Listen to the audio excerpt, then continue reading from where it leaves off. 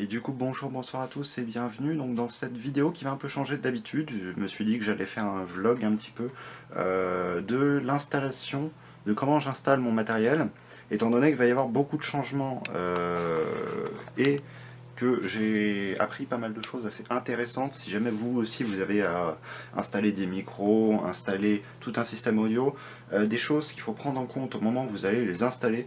Donc du coup je me suis dit que j'allais m'occuper de ça. Du coup comme vous avez pu le voir dans l'intro, hein, le carton complètement démoli. Ce produit arrive dans un carton assez premium, hein, voilà. Euh, un carton qui a bien amorti les chocs, hein, concrètement c'est quelque chose qui se voit. Un carton également qui n'a absolument pas été ouvert, quoi. En fait, on se sent sécurisé dans ce genre de cas. Alors dans ce carton en parfait état, hein, le premier truc que j'ai pris c'est un filtre ND très peu cher. Simplement, ce que ça va me permettre, c'est au niveau des lumières, c'est jouer un peu plus avec les lumières. C'est-à-dire si jamais je suis surexposé, genre comme je l'ai fait avec la lampe que je vous montrerai, la softbox, ça me permettra de corriger ça de manière à ce que je sois très éclairé sans que ça brûle l'image et que du coup mon fond soit plus sombre mais pas de plus mauvaise qualité. Théoriquement, parce que bon, ça reste un filtre ND pas cher. Du coup on va voir ce que ça donne et je vais pouvoir le tester dans des futures vidéos. Ok, maintenant qu'on a fait ça, du coup on va pouvoir s'attaquer à cette partie-ci qui va être la partie tout simplement installation des câbles, installation des différentes choses. J'ai un plan que je ne vais pas vous montrer pour des raisons de complexité outre mesure, mais je vais expliquer globalement ce que je fais et ce à quoi ça sert, de manière à ce que vous ayez des points de repère et que vous ne soyez pas totalement perdu.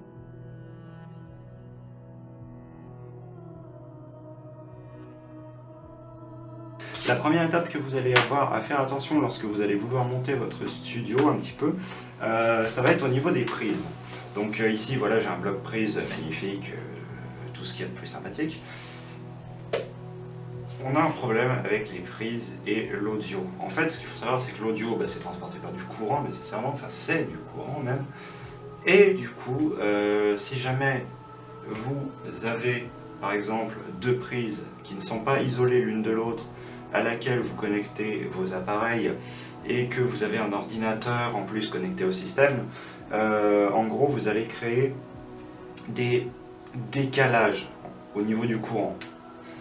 Autrement dit, par quoi ça va se traduire? Ça va se traduire tout simplement par une espèce de ce qu'on appelle les hums, ou ce qu'on appelle en fait des hautes fréquences que vous allez entendre au niveau de votre son, de votre enregistrement, et qui vous vont pénaliser pour toute la suite. Donc du coup, la première étape est de réfléchir justement aux appareils que vous allez avoir à brancher et d'acheter en conséquence des blocs prises. Donc ici, en fait, c'est juste de la réallocation de blocs prises personnellement. C'est-à-dire qu'en fait, sur ce bloc prise-ci, je vais devoir brancher tous mes appareils audio et également l'ordinateur pour que tout soit en phase. Et je vais ensuite, tout ce qui est lumière ici, qu'il y a, la lumière là-bas également, je vais les connecter sur un autre bloc prise pour ne pas créer d'interférence entre les deux.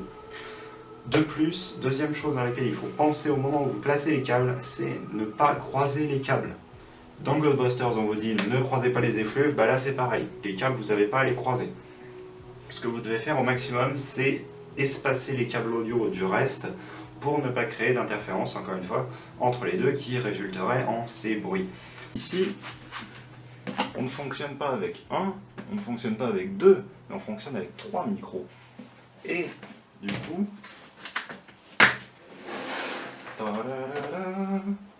ces micros, du coup, que vous avez déjà entendus et vus sur quelques vidéos de la chaîne, qui sont les micros les plus cheap du monde et qui pourtant respirent la qualité à plein nez, étant donné que vous les avez déjà entendus et la qualité audio est clairement correcte.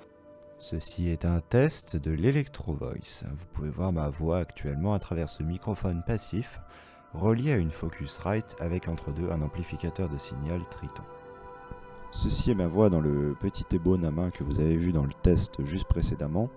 Il y a une amplification en post-prod comparée à l'autre microphone et je suis seulement relié directement sur la Focusrite, donc je n'ai pas d'amplificateur entre les deux. Donc c'est des micros XLR, voilà, que vous pouvez parler comme ça dedans, qui sont très peu sensibles au pop, honnêtement. Vu que je suis en train de faire ça, j'en profite pour glisser un petit mot au sujet des microphones, parce que j'ai lu et j'ai vu beaucoup de choses. Un micro, quand on parle d'un micro XLR, donc c'est ce genre de petite fiche ici, et c'est les câbles que vous pouvez voir depuis le début, ce ne sont pas des micros que vous pouvez connecter directement sur des ordinateurs, parce que beaucoup vont vous connecter un micro ici, cette prise-là, directement avec un câble XLR vers jack, en se disant oui ça va marcher, et qui ne comprennent pas j'ai quelque chose de dégueulasse, mais les autres ils ont les mêmes micros, et puis ça marche, et puis voilà. C'est très simple. Si ça ne marche pas pour vous et que ça marche pour les autres, c'est parce que les autres, ils ont soit les tables de mixage comme là, soit des interfaces. À quoi ça va vous servir? En fait, ce qu'il faut savoir, c'est que ce genre de micro a besoin de courant. Et le courant, c'est pas le petit courant qui va être délivré par votre prise jack 3,5 mm qui va servir à alimenter ce genre de microphone. Pour ça, il faut ce qu'on appelle le phantom power. Donc, il vous faut soit un préampli, soit un ampli, soit une table de mixage, soit une interface, il y a toute une liste de matériel. Il faut qu'il soit marqué Phantom Power 24 ou 48 volts, ça dépend des micros et ça dépend des appareils.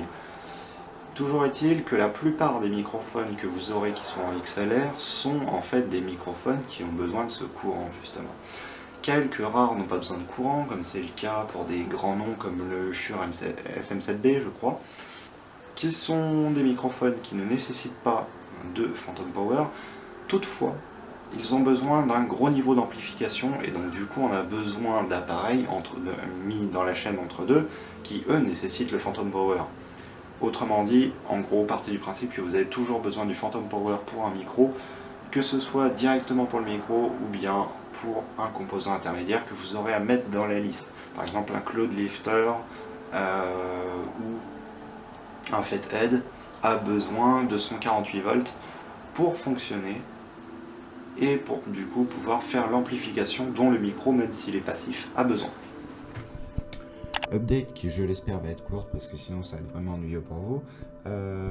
Au sujet du matériel du coup et de l'installation que j'ai faite, j'ai fini par beaucoup changer de choses.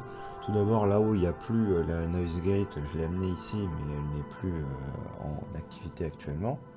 J'ai installé ici du coup le micro que vous avez ici, donc l'Electro Voice, celui-ci dont vous entendez la magnifique voix ici, avec un Fathead ici quoi, et ici ce micro aussi, donc le petit Thomann vers lequel je vous parle actuellement, en seconde entrée ici. Et donc si jamais je me déplace dans la pièce, je continue d'utiliser ce micro-ci, tandis que sinon j'ai ce micro-là qui est disponible toujours pour les enregistrements de meilleure qualité. J'ai installé le fond vert là, avec un système de tendeur qui passe comme ça, qui va là-bas. Là où je ne vous recommandais pas d'utiliser un fond vert de cette qualité-là, c'est-à-dire à 10-15 €, là maintenant je peux globalement vous le recommander si vous, après avoir fait des tests, si jamais vous avez des choses comme ici. Donc moi j'ai installé des softbox, donc j'en ai mis deux ici pour m'éclairer moi, une pour éclairer le fond vert, sachant qu'idéalement il m'en faudrait une autre qui soit à la place là où vous êtes vous, la caméra, pour éclairer ce côté là du fond vert, parce que là pour le moment il n'y a que 2 jours où j'ai le soleil qui arrive ici pour éclairer le fond vert et du coup me permettre de l'avoir qui se détache bien de ma personne et permettre une bonne intégration.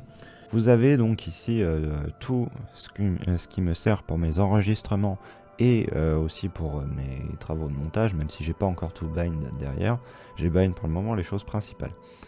Donc pour vous montrer un peu comment je fonctionne, ici et là tout ça, c'est les choses dont j'ai vraiment besoin tout le temps pendant les JDR. J'ai une anime qui pop, voilà. Et donc en fait ça c'est ce que vous voyez qui fonctionne pendant les JDR tout simplement. Donc j'ai mes animations pour les lancers de dés, j'ai mes animations pour les états genre mort, etc. J'ai mes animations pour également les effets de stress. Donc tout ça c'est bind au niveau du Stream Deck. Ensuite j'ai ici deux dossiers. Un dossier scène. Ici c'est une intégration d'un plugin OBS qui s'appelle InfoWriter et qui du coup me permet en gros d'avoir des boutons ici que j'ai mis, qui sont bind par rapport à des raccourcis dans OBS, qui me permettent d'avoir un fichier texte qui en sortie à des timecodes où il s'est passé des choses. Et du coup, je vous invite à consulter la communauté d'OBS pour voir un petit peu plus de quoi il en retourne. Ici, enfin, le panel Resolve qui me donne accès donc à ce que je vous parlais tout à l'heure, le fichier. Donc directement, j'ai foutu un lien pour que s'ouvre le fichier où j'ai mes logs. Dernier truc dont je vous ai pas parlé, ici, caméra. Donc en fait, qui contient les horloges, donc avec les différentes heures de la journée, ce qui me permet de changer l'horloge, la petite horloge que vous avez. Pour les deux types, parce qu'il y a celle Andaria et il y a celle Oblafaya. Et les filtres pour les caméras, donc filtre mort, filtre out et filtre en pronostic en danger. Petite chose qui également m'a facilité la vie et qui ne coûte quasiment pas un rond, c'est ceci. Donc ceci c'est quoi? C'est un pad de contrôle MIDI. C'est le Nano Control 2 de chez Korg. Il coûte entre 30 et 40 euros suivant les moments. Et donc en fait, ce qu'il a d'intéressant, c'est que c'est quelque chose que vous connectez en USB à votre ordinateur, que vous avez des petits faders ici qui sont attribuables. Qu'est-ce que ça veut dire? Des faders, déjà, qu'est-ce que c'est? C'est tout simplement ces petits potentiomètres ici que vous pouvez bouger dans un sens et dans l'autre, qui vous permettent de régler le volume comme sur une table de mixage, par exemple, mais pas que. Tout simplement parce que vous pouvez prendre n'importe quel logiciel de reconnaissance MIDI sous Windows, ou si vous voulez tout simplement régler vos volumes VoiceMeter, et du coup vous pouvez contrôler le volume de vos audios directement sous Windows, et vous pouvez également vous en servir pour faire de la retouche colorimétrique si jamais vous avez envie, par exemple sous Lightroom ou sous Resolve. Petit update à ce sujet, je n'ai toujours pas réussi à faire fonctionner le Nanokorg sous Resolve, tout simplement parce qu'à chaque fois que j'essaie de lancer Resolve avec le Nanokorg en périphérique MIDI, il crache. Je pense qu'avec une nouvelle version de Resolve, ça résoudrait les problèmes, parce que j'ai déjà vu des gens qui fonctionnaient avec sans le moindre problème. Toutefois, étant donné que je suis habitué avec ma version de Resolve et avec les bindings que j'ai mis dedans, je préfère ne pas y toucher et dire seulement avec des pincettes que ça doit marcher. Vous voyez, je l'ai scotché ici comme un gros sagouin à mon tiroir. Voilà. Ici, en fait, j'ai bind en gros mes faders sur mes différents... Voilà, vous voyez, hein, ça bouge sans que... Là, j'ai un doigt ici, donc voilà, ça vous prouve que c'est pas la souris. Hop, voilà. Donc, sachant que les trois premiers, en fait, n'ont aucun impact, étant donné que j'ai aucun programme qui est bind sur ces entrées. Mais dans la théorie, je pourrais m'en servir comme des entrées, et du coup... au niveau de régler les volumes d'entrée, ça je peux le faire. Ce que j'ai fait, en gros, ce que j'ai configuré, c'est de manière à ce qu'en fait ce soit complètement transparent vis-à-vis des niveaux d'enregistrement. C'est-à-dire que là, par exemple, j'ai le niveau de ma musique, je peux le mute au niveau de mon casque, de mon retour audio, mais vous continuez d'entendre la musique, si jamais musique il y a en arrière-plan. À côté ici, j'ai bind pour mon Discord en fait. Donc en gros, ce que j'ai fait, c'est que vous voyez, vous avez VoiceMeter VIO et VoiceMeter O. Et en fait, au niveau de vos programmes, vous allez faire, ok, mon programme de sortie, mon programme en sortie, il va aller là-dessus. Mon programme en sortie, il va aller là-dessus. La table de mixage que vous avez ici, je m'en sers plus des masses actuellement. Je m'en servirai que quand il y aura quelqu'un qui viendra ou que je ferai des JDR en groupe IRL. Parce que là, en fait, j'ai besoin, en fait, au quotidien de ce micro-là. Plus le micro que vous avez ici, qui peut me servir pour me balader dans l'appart. Autrement dit, je n'ai absolument pas besoin de plus de micros. Et je n'ai pas besoin de plus d'audio, étant donné que j'ai mon retour audio qui vient par la Focusrite. Donc je n'ai pas de problème de retour audio. Un des problèmes suivants que j'ai eu à traiter, c'était que mon image se figeait ou que j'avais carrément un blue screen. Typiquement le genre de problème que vous avez normalement avec lorsque votre driver graphique est défectueux. Je me suis occupé des différents drivers, de refaire un système, et je me suis aperçu que même en refaisant le système, même en réinstallant les drivers les plus actuels ou des versions passées que je savais stables, j'avais toujours ce même problème. Donc du coup j'en suis venu à me dire que c'était clairement matériel en fait. Ce qu'on fait bien.